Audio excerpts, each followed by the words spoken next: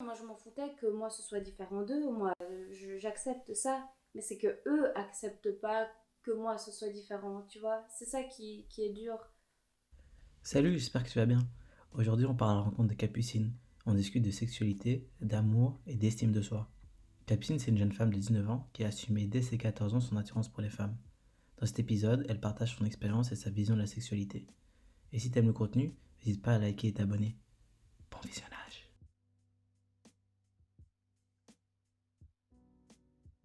En fait, c'est hyper spécial. Donc, j'avais 14 ans. Je savais pas que c'était possible de faire l'amour avec une fille. Je savais... Je me suis jamais dit est-ce que j'aime un homme, est-ce que j'aime une femme. Mais c'est des questions que je me suis jamais posées. Ça s'est fait naturellement. Et c'est pour ça qu'on me disait ah t'es lesbienne, ah t'es bi, ah machin. Et dans ma tête j'étais mais arrêtez avec vos questions. C'est juste que là j'étais amoureuse de Mao. Bon, voilà c'est comme ça tu vois. Et j'ai jamais eu de soucis à l'assumer parce que c'était trop naturel.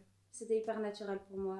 Et autant j'avais eu des copains, allez, petits amourettes de première secondaire, des copains avant, des copains après, des copines après. Mais j'ai jamais mis de mots dessus. C'est pour ça quand on me disait ah mais donc là t'es lesbienne. Et je disais ben les gars, oui si ça peut vous faire plaisir, oui mais non. Enfin genre je suis juste humaine et il y a aucun mot à mettre dessus, tu vois. Et même les gens qui se prétendent juste hétéros, juste homosexuels, dans les deux cas, je suis pas d'accord. Enfin, moi, je suis quand même profondément convaincue que n'importe qui peut tomber amoureux de n'importe qui. Donc, t'es vraiment proche de tes sentiments, que t'as confiance en toi et que tu te laisses aller et que tu te laisses vivre. Tu vois, c'est tout. Moi, j'ai eu ça à 14 ans. Je suis juste tombée amoureuse d'elle. Bah, j'en pouvais rien. C'était comme ça. Elle était plus grande que moi. Tu sais, j'étais un peu naïve et tout. Bah voilà, je suis tombée dans le truc. C'était génial. Je me suis jamais fait agresser. On m'a jamais ennuyée. Oui, j'ai eu un ou deux potes qui m'ont lâché et qui m'ont dit ouais, Dieu a créé l'homme et la femme, c'est pas pour que tu te mettes avec une nana et tout. Ok, bah au revoir, mais qu'est-ce que tu veux que je te dise, tu vois. Voilà. Et mes parents, ma mère, alors elle l'a appris à un repas de famille. J'avais mis une photo sur les réseaux justement avec Mao. Et mon cousin qui dit alors les amours, tu sais la question qui gêne. Et donc moi j'étais là, et je rougis. Et puis il dit j'ai vu hein, ta petite photo avec Mao machin. Et puis j'ai dit ah ouais. Et ma mère elle fait oh, c'était pas pour rire. Et puis j'ai dit non maman c'était pas pour rire. Sa tête s'est quand même un peu décomposée. Euh, mais je veux dire après 2 jours bah c'est ma fille, je l'aime, elle fait ce qu'elle veut et tout. Puis elle adore Mao donc l'un dans l'autre tu vois ça se mariait très bien. Mon père, j'ai pas osé le dire directement. Donc j'en ai parlé à ma belle-mère parce que ma belle-mère, je suis méga proche d'elle. Et elle en a parlé à mon père. Et il m'a envoyé un SMS et il m'a dit Capu, je te jugerai jamais sur tes choix amoureux. De un. Et de deux, le seul truc qui m'effraie, c'est le fait que tu t'exposes aux critiques, peut-être à l'harcèlement et tout. Ce qui m'est jamais arrivé. Jamais, jamais. On venait me faire chier avec des trucs, par exemple, dans le tram, sur le chemin pour aller à l'école des garçons qui venaient me trouver, des gars de l'école qui avaient déjà 2 3 ans de plus que moi en me disant que c'était excitant, pourquoi pas un plan à 3 qu'est-ce que ça faisait de lécher une chatte, enfin en tant que meuf, tu vois, tous des trucs comme ça, dégueux, voilà, mais à part ça, Ok, mais du coup, t'as jamais eu un peu peur du regard de l'autre. jamais. Mais je te jure, c'est dingue parce que je suis ressortie avec une fille à mes 17 ans, 18 ans, et là j'ai eu un peu peur dans la rue, j'ai eu peur de me faire agresser, et là il m'est arrivé des trucs. Mais avec Mao, 14 ans, rien du tout, je m'en foutais, c'était incroyable. Et le pire, c'est que j'étais la seule de l'école, à ma connaissance, je vais pas dire à aimer les femmes, mais à l'assumer en tout cas. Il y a plein de gens, je le savais, parce que voilà, je le savais, mais personne l'affichait, personne l'assumait. Et c'est vraiment après ça que j'ai commencé à avoir des gens dans mon entourage qui Ok. s'assumaient et tout. Et non, du tout, mais je pense que j'étais ultra naïve, Ok. tant mieux, parce que je crois que c'est cette naïveté qui m'a sauvée au final. Euh, Ultra naïve et je me suis identifiée à personne. En fait, j'ai eu aucun modèle euh, de gens homosexuels ou bi ou tout ce qu'on peut dire, mais juste des couples comme ça, j'en connaissais aucun. Donc j'ai jamais pu m'identifier. Je l'ai assumé, enfin, c'était trop naturel. Et même les films lesbiens, La vie d'Adèle, tout ça, tu sais, c'est des choses que j'ai regardées après. Parce que je me suis dit, oh, tiens, je vis ça, et dans le film aussi, pourquoi pas, tu vois, faire des liens, et le regarder, ça peut être intéressant. Jamais avant, jamais, jamais. Est-ce que genre à l'heure actuelle aujourd'hui, t'as des personnes qui t'identifient? Oui, ouais. C'est rigolo, dans ma chambre, là, j'ai des lampes au plafond. Donc, tu vois, des ronds qui sont intégrés. Il y en a 4. Et les 4, le soir, quand je les regarde, je me dis, chaque rond, c'est une personne qui m'a vraiment fait grandir, mais qui m'a fait faire un bond de ouf en avant. Et donc, oui, j'ai des modèles. C'est pas spécialement des gens qui ont à voir avec ma sexualité, mon affirmation et tout. Enfin, si, mon affirmation, mais pas dans ce sens-là, plus des, ouais, des idéologies et tout, tu vois, des trucs comme ça, des valeurs. Ça a été des profs, des rencontres dans la rue, plein de choses.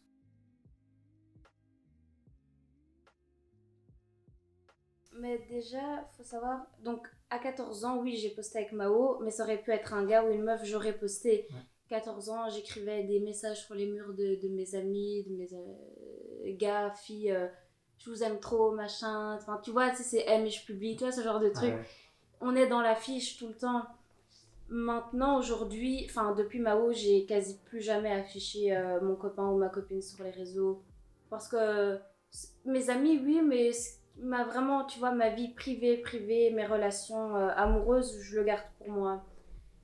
Donc, tu vois, je sais pas trop bien te répondre, mais avec Mao, j'ai pas du tout eu peur de le mettre sur les réseaux et je l'ai pas mis en mode ok, on va faire parler les gens, on va le montrer. C'était pas un coming out, rien à voir, c'était juste c'est ma copine, comme n'importe qui à cette époque, elle mettait des photos avec son copain à la plage, gros bisous, on le faisait tous.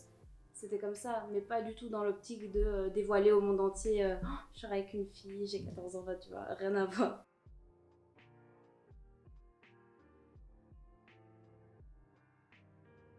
Je le faisais. Déjà, je le faisais, je continuais à m'afficher en rue. Mais que ce soit de toute façon une fille ou un garçon, je veux dire, je roule pas des pelles à mon copain ou ma copine en rue comme ça. Enfin oui, je le fais parfois, mais je veux dire, voilà, c'est assez rare. Là, donc j'ai eu une copine, Adèle, on s'est embrassé une fois, gare centrale, et il y a une dame qui est passée, et il pleuvait ce jour-là, et elle a hurlé, donc tout le monde nous a entendu, tout le monde l'a entendu, c'était la honte, on était juste au milieu. Ouais, bande de sorcières, regardez ce que vous faites, c'est à cause de vous enfin le temps et tout, c'est à cause de vous. Enfin, toi, elle a hurlé comme une malade. Et moi, je sais même pas quoi répondre à ce genre de truc. J'ai hurlé aussi, je l'ai insulté tous les noms, rien de constructif, genre la pire des réactions, tu vois. J'aurais pu rigoler, me foutre de sa gueule, au final, j'ai même pas fait. Moi, je me suis énervée comme une malade. Puis voilà, on a tracé notre route et tout. Et je sais pas ce qui a changé entre les deux. Mais peut-être moins de naïveté, tu grandis, tu te rends peut-être juste compte qu'il y a la vie, elle est pas toute rose non plus, qu'il y a moyen de se faire ennuyer et tout. Mais après, j'ai pas trop peur de répondre non plus. Enfin, je veux dire, c'est un jour. Enfin, non, en fait, là, je sais pas. Si je me fais agresser, ouais, je rentre dedans. Non, je le ferai pas, je serai paralysée, mais. J'ai pas vraiment peur de réagir. Mais c'est vrai que quand je l'embrassais en rue, je me disais quand même. Qui nous regarde, je me faisais tout le temps klaxonner, tout le temps. Yeah. Je lui donnais la main, c'était horrible.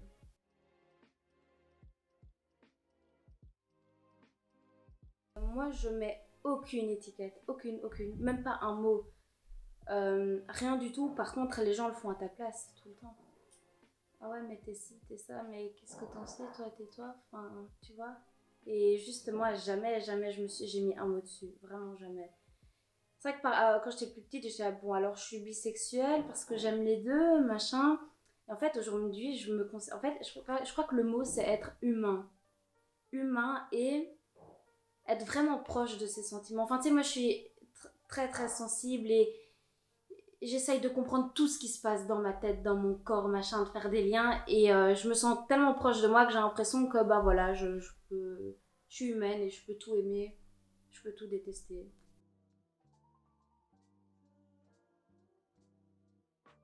J'ai l'impression que les gens, ils ont peur de l'étranger. Quand je dis l'étranger, c'est tout ce qui... Je sais pas trop comment expliquer, mais les gens ont peur. Ils sont déjà trop loin de leurs sentiments, trop loin d'eux. Ils se connaissent pas assez. trop de travail à faire sur eux-mêmes, mais on a toujours peur de l'inconnu, peur de l'étranger, du coup des minorités aussi, tout ça.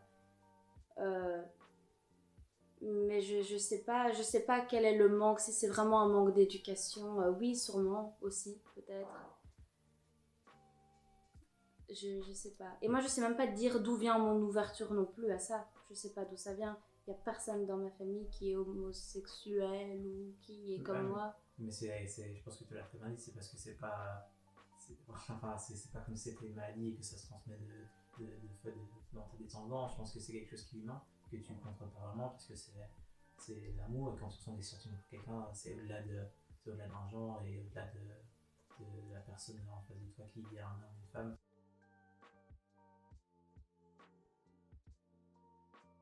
Bah déjà par rapport à ça, moi j'ai quand déjà ton entourage l'accepte vraiment, vraiment, ça fait déjà trop du bien, hein. C'est la base, tu vois. Je trouve les parents, enfin moi pour moi la famille c'est hyper, hyper, hyper important. Que ce soit, et moi j'ai de la famille musulmane, tout le côté de chez ma mère sont musulmans. Jamais on a pris le truc de la religion de l'homme pourtant ils sont croyants et tout, tu vois, ils sont pratiquants, mais on m'a jamais sorti ça, on m'a toujours accepté, on a continué à m'aimer autant qu'ils m'aimaient avant.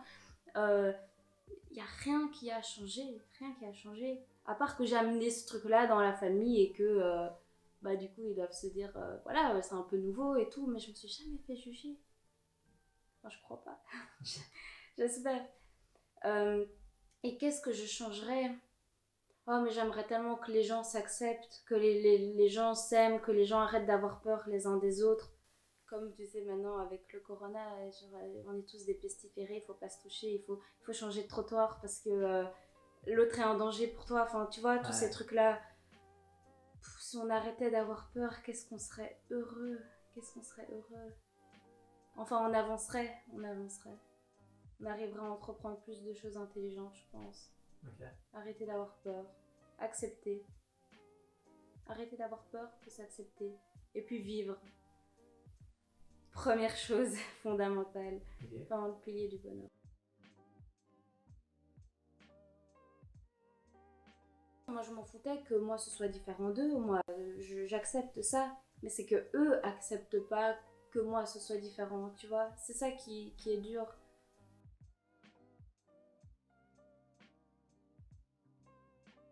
Déjà, il faut surtout pas avoir de jugement, tu vois. C'est vraiment le premier truc. Moi, j'ai tellement d'amis qui sont dans des trucs traditionnels et qui se confient à moi et j'ai pas de jugement et je console quand ils font consoler.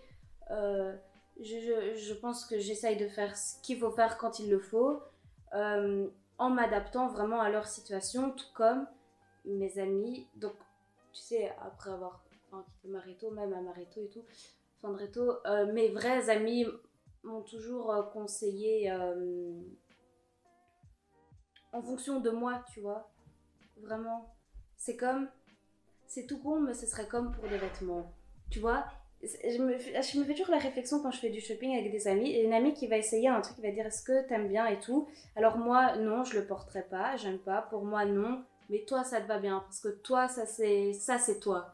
Tu vois ce que je veux dire? Mais c'est pareil pour l'amour et les conseils que tu peux donner et tout. Tu t'adaptes. De toute façon, il n'est pas pour moi, il est pour elle, donc je m'adapte à elle. Enfin, tu vois, je parle pour elle, pas pour moi. Et donc, oui, je fais une comparaison entre les deux, mais je crois que c'est ça.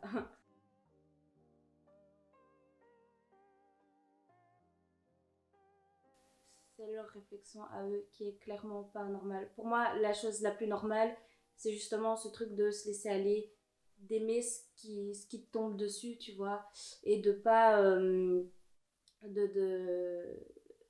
parce que moi j'ai déjà connu des gens comme ça, un gars il est hétéro machin, et il tombe amoureux un peu, il a une attirance pour un gars et il se dit non mais c'est pas normal, non non non, moi je suis bel et bien hétéro, pas homo, donc tu vois il jarte et tout. C'est ça qui est pas normal, c'est de pas s'ouvrir aux autres possibilités, ou bien de rejeter quelque chose qui te touche, quelque chose qui vient se coller contre toi, de le repousser. C'est pas normal, on doit accepter, enfin je pense qu'il faut accepter n'importe quelle de tes émotions et l'accompagner. Je veux dire, si tu ressens quelque chose, il faut le vivre, faut le cueillir, quoi. Et puis tu l'accompagnes et puis ça disparaît, puis t'as autre chose qui vient.